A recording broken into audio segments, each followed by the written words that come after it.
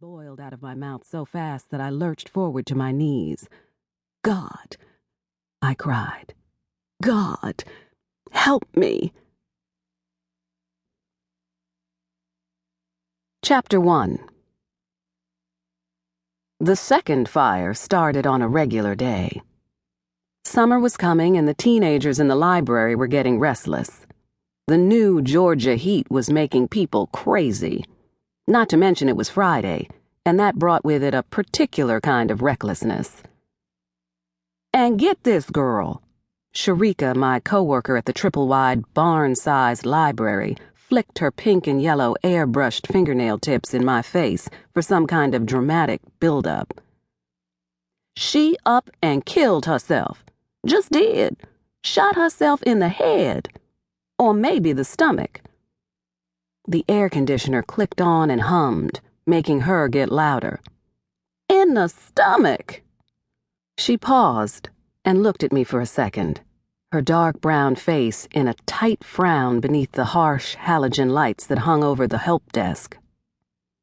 She was 30, short, and probably 50 pounds overweight, but you'd never know it by how she carried herself, switching and always with one hand on a poked-out hip. She was funny in a way that women like her just could be, the kind where her high self-esteem was to hide low self-esteem. But smart. She could recite classes in the Dewey Decimal System like poems. Had a quick temper, though. "Isn't that some shit? She killed herself," she said. A hand went to her hip. Behind her, I could see a cheerleader and her boyfriend padding rather suspiciously down the hallway toward the bathroom. I nodded at Sharika and made a mental note to look after them in a few minutes. When I'd selected library science as my major in graduate school, I never imagined I'd end up chasing hot teens out of the slender bathroom stalls in a tiny satellite library. But then again, I don't really recall what I did imagine I'd be doing here. "Now that's a damn shame. Killed herself over that man. Fuck that," Sharika went on. "Won't catch me killing myself over some fool. I have too much to live for." "Shh," I warned, elbowing her. "Somebody might hear you up here cursing."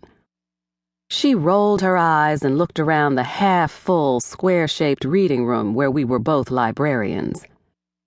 4 long wooden tables, which had been donated to our location when the main library downtown underwent renovations, made a large square in the middle of our dwindling and aged stacks of books. It was 3:33 in the afternoon, and, besides us, the only other adults in the library were Mrs. Harris from the Seniors Romance Book Reading Club and Mr. Lawrence, the neighborhood misfit. For hours, we watched as the hot teens took turns trying to sneak off to the bathroom and back stacks for secret rendezvous.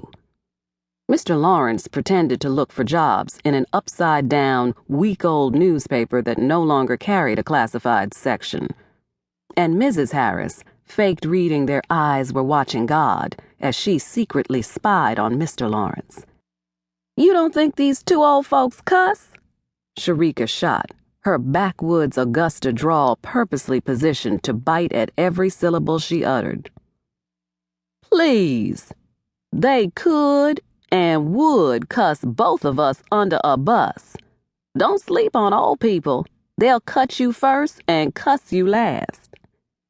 Sharika giggled at her joke, and I couldn't help but smile. She was crazy, but so right.